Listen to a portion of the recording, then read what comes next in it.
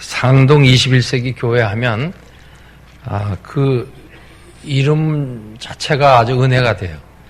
제가 거기에는 이제 배경이 있는데 참 우리 목사님 말씀대로 며칠간 집중적으로 이렇게 관찰할 그런 기회가 있었는데 참 상동 21세기 교회는 복음 참 전도와 선교에 열정이 있으면서 일사불란하게 참 목사님 장로님들을 중심으로 해서 참 우리 믿는 사람들을 영적 전쟁하는 군사로 비유를 하는데 군인인 중에서도 특수부대 그 중에도 복음 아주 돌격대 제가 그렇게 종종 이름을 붙이고 또 교회에 대해서 이야기할 때 그렇게 자랑을 합니다. 이 교회가 참 모이는데 열성이 있고 기도에 열성이 있고 참 전도 이 사역에 또 열심히 있어요. 목사님을 성도들이 닮는다고 그러는데 이 목사님이 그런 분이니까 이번에 직분을 받으시는 분들 또 흡사히 그런 분이라고 생각을 하고 마음에 아주 흐뭇함이 있습니다. 연초에 정초 벽초두 벽두에 금식으로 기도하는 교회 그렇게 흔치 않은 것 같아요. 제가 참 그게 인상적입니다. 아무튼 건강한 교회로서 하나의 모델이 되고 참 주님 오실 날이 가까운 이때에 전도 선교의 사명을 힘있게 감당하는 그런 교회로서 계속 성장하기를 주의 이름으로 축원합니다. 특별히 가르치는 데 탁월한 은사를 가지신 우리 박병화 목사님이 얼마나 이 교회관에 대해서 반복해서 가르치셨겠어요. 그러나 이게 워낙 중요한 것이고 우리는 또 쉽게 자꾸 잊어버리기 때문에 반복 교육이 필요해요. 우리가 신명기라든 민수기 보면 이스라엘 백성들을 향해서 모세가 계속 반복 교육하는 그때 사람이나 지금 사람이나 그 속성이 다 같기 때문에 그저 복습한다 치면서 특별히 여러분이 아주 평생 이 말씀을 기억하면서 섬길 때 성공적인 그런 헌신자가 되리라고 확신해서 오늘도 올바른 교회관이라는 이 제목으로 본문을 중심으로 해서 은혜를 나누고자 합니다. 올바른 교회관, 이 교회의 기초는 예수 그리스도다. 첫째, 그게 중요합니다. 16절 보면 베드로의 신앙 고백이 나와요. 12 사도들이 이제 3년 동안 주님과 같이 다니면서 하나의 3년 동안의 결산이라고 할 수 있는데 아주 완전 무결한 대답을 했어요. 너희는 나를 누구라 하느냐 했을 때 주는 그리스도시요 살아계신 하나님의 아들이시니이다. 다시 말해서 그렇게 기대하고 예언되었던 메시아이십니다 하는 고백을 했습니다. 이에 대해서 예수님께서 칭찬하시면서 아주 흐뭇해 하셨어요. 17절 보면 바요나 시몬아 내가 복이 있도다. 이를 내게 알게 하니는 혈육이 아니요 하늘에 계신 내 아버지시니라. 18절 보면 너는 베드로라. 내가 이 반석 위에 교회를 세우리니. 내가 이 반석 위에 교회를 세우리니. 이 말씀 속에는 내가 어떠한 경우에도 어떤 장애가 있어도 계속해서 교회를 세워 나가겠다 하는 그 의지가 거기 내포되어 있습니다. 우리가 올바른 교회관을 가질 때 올바른 신앙생활을 할 수 있고 또 주님을 기쁘시게 할 수 있어요. 교회의 기초가 베드로의 신앙 고백이라 이거예요. 다시 말해서 예수 그리스도가 교회의 기초라 이 말이지.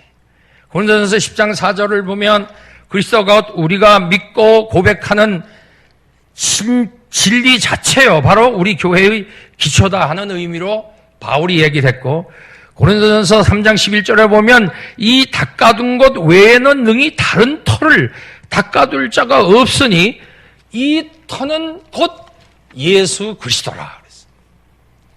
여러분 아는 대로 로만 카톨릭 천주교는 그 큰 오류를 과거 1500여 년에 걸쳐서 범하고 있는데 뭐 처음 시작이 잘못됐으니까 계속 잘못될 수밖에 없어요.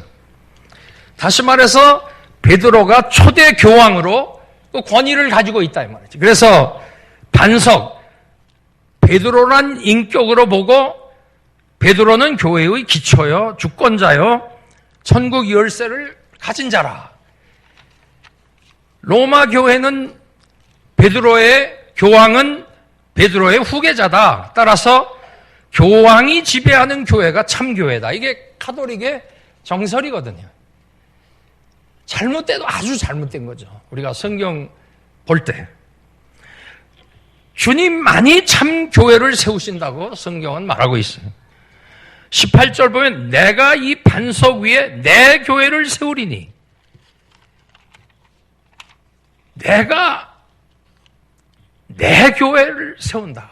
사도행전 20장 28절에 보면 하나님이 자기 피로 사신 교회를 치게 했다고 그랬습니다. 일찍이 성령의 감동으로 스가랴 2장 8절에 보면 무릇 너희를 범하는 자는 그의 눈동자를 범하는 것이라. 이거 참 무서운 얘기입니다. 오늘 임직 받으시는 분들도 이거 평생 기억하시면서 두려움과 떨림으로 교회를 섬겨야 돼요. 신명기 32장 10절에 봐도 하나님이 그 광야의 이스라엘 백성들을 자기 눈동자같이 보호하시는 것을 알 수 있고, 시편 17편 8절에 봐도 나를 자기 눈동자같이 지키시고 보호하시고 인도하시는 것을 말씀하고 있습니다. 그러므로 교회는 아주 승리가 보장된 그런 기관이 교회입니다. 다시 말해서 교회를 미워하는 것은 예수 그리스도를 미워하는 것이라는, 요한복음 15장 18절에 교회를 공격하는 것은 하나님의 백성을 공격하는 거라 이 말이지. 사울이 예수 믿는 사람들을 붙들어다가 죽이는데 넘겨주기 위해서 다메섹으로 가던 다메섹 도상에서 부활의 주님 만났을 때 부활의 주님이 뭐라고 얘기했습니까? 사울아 사울아 어찌하여 나를 핍박하느냐. 믿는 사람 핍박하는 게 곧 예수를 핍박하는 걸로 봤단 말이지. 우리가 찬송도 그러잖아요. 내 주의 교회는 천성과 같아서 눈동자같이 아끼사 늘 보호하시네. 주님이 자기 눈동자같이 여러분 하나하나를 그렇게 지켜보시고 침상길 동안도 놓지 아니하시고 관역을 삼으신다고 해서 욥기에 보면 째려보는 거예요. 한 사람 한 사람. 도매금으로 하는 게 아니에요. 그만큼 교회를 귀중하게 여기서 생명같이. 그래서 우리가 찬 이 교회 위하여 눈물과 기도로 내 생명 다하기까지 늘 봉사합니다. 교회관을 바로 가지면 정말 두려움과 떨림으로 또 이 영광스러운 이 교회 사역을 위해서 여러분들이 헌신하고 희생하고 봉사할 수가 있는 것이에요. 그러므로 자신의 뜻을 세우기 위해 교회 권위를 무시한다거나 도전한다거나 이렇게 될 때 하나님이 간섭하셔요. 저도 그 30년을 한 교회를 섬기는 동안에 간증이 많아요. 복음 사역을 방해하고 자기의 뜻을 세우기 위해서 교회 권위를 무시하고 하나의 가시 노릇을 하고 하는 그때에 하나님이 간섭을 하셔요.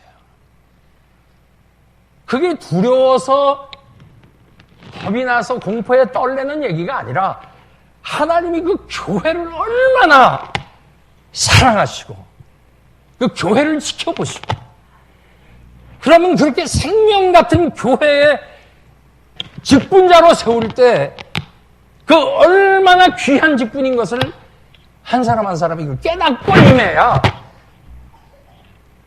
그게 바른 자세예요. 18절에 보면 음부의 권세가 이기지 못하리라. 죽음의 권세도 이기지 못하는 거예요. 그런 거로 그 누구도 교회에 오너 노릇을 하면 안 돼요. 주인 노릇을 하면 안 돼요. 여기에 문제가 발생하는 것입니다. 텃세를 해도 안 돼요. 나는 중한 직분을 가졌으니 내놓으라 이래 하도 안 돼. 그건 시작부터 잘못된 것이에요.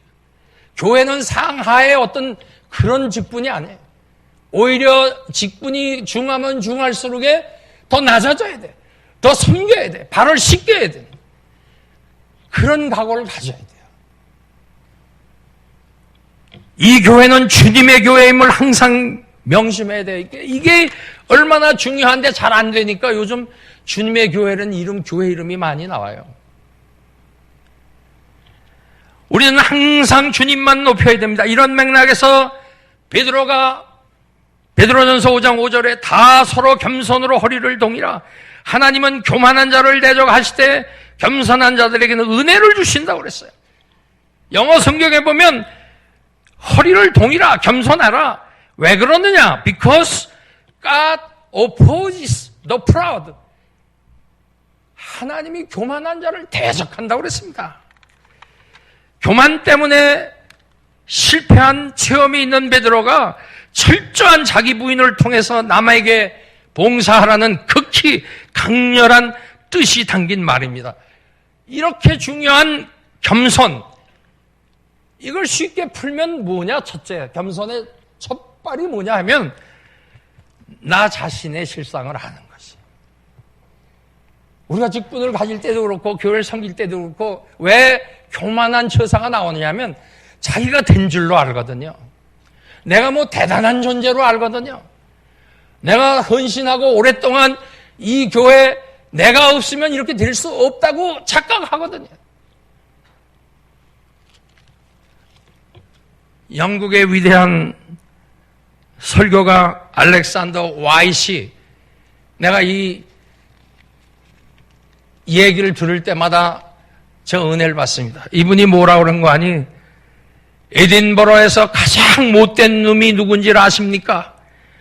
신문사도 모르고 있는 사실이지만 그의 이름은 알렉산더 와이시입니다. 자기가 죽일 놈이라는 거죠. 그저껜가 김명용 목사님 중경총회장 되시는 미국 가시면서 저한테 전화를 하시면서 손양원 목사님 따님이 손양원에 대해서 자기 아버지에 대해서 쓴 그 책자가 지금은 절판이 됐는데 그 책을 하나 보내왔는데 한 장 한 장 지금 넘기면서 보는데 거기 보니까 매장에 난 죄인입니다. 난 하나님 앞에 몹쓸 놈입니다. 그런 게 계속됐다는 거죠. 하나님이 귀하게 쓰는 종일수록 죄감에 민감하고 자기의 실상을 아는 거룩한 하나님 앞에서 자기를 볼 때 뭐 내세울 게 없는 것입니다. 사도 바울 역시 로마서 7장 24절에 오라 나는 곤고한 사람이로다. 이건 무슨 소리예요? 나는 죽일 놈이다 하는 소리. 겸손의 모델은 예수 그리스도입니다. 빌립보서 2장 5절 이하에 너희 안에 이 마음을 품으라 곧 그리스도 예수의 마음이니 그는 근본 하나님의 본체시나 하나님과 동등됨을 취할 것으로 여기지 아니하시고 오히려 자기를 비워 종의 형체를 가지사 사람들과 같이 되셨고 자기를 낮추시고 죽기까지 복종하셨으니 그 십자가에 죽으십니다. 하나님이 제일 미워하는 게 교만입니다. 대적한다고 하는 것은 교전 상태에 들어가는 거예요. 하나님과 교전 상태에 들어가면 어떻게 되겠어요? 그러므로 명심해야 될 게 있습니다. 모두가 하나님의 은혜라는 것이죠. 내가 직분 받는 것도 하나님의 은혜요. 내가 그동안에 많은 헌금한 것도 하나님의 은혜요. 내가 기도 많이 했다면 그것도 하나님의 은혜 주시며 내가 헌신했다면 그거 하나님의 은혜란 말이지. 모두가 하나님의 은혜. 고린도전서 15장 10절에 내가 나라 된 것은 하나님의 은혜로 된 것이라. 내 자신에게 취할 게 있다는 게 아니란 말이지. 만약에 그런 마음이 안 들면 자기를 쳐서 사도 바울과 같이 날마다 쳐서 복종시켜. 자기에게 향해서 욕을 해야 돼. 이게 자꾸 고개를 들거든요. 어떤 때 전 운전하고 가면서 저에게다 욕을 많이 해요. 야, 여기서 얘기하기 힘들 욕을 합니다. 왜냐하면 이 고개를 들어요. 부패성이 있기 때문에. 지가 뭐나 된 것 같아요. 아니거든요. 실상은 아니거든. 자신을 죽이기 위해 사실 총동원을 해도 실수를 해요.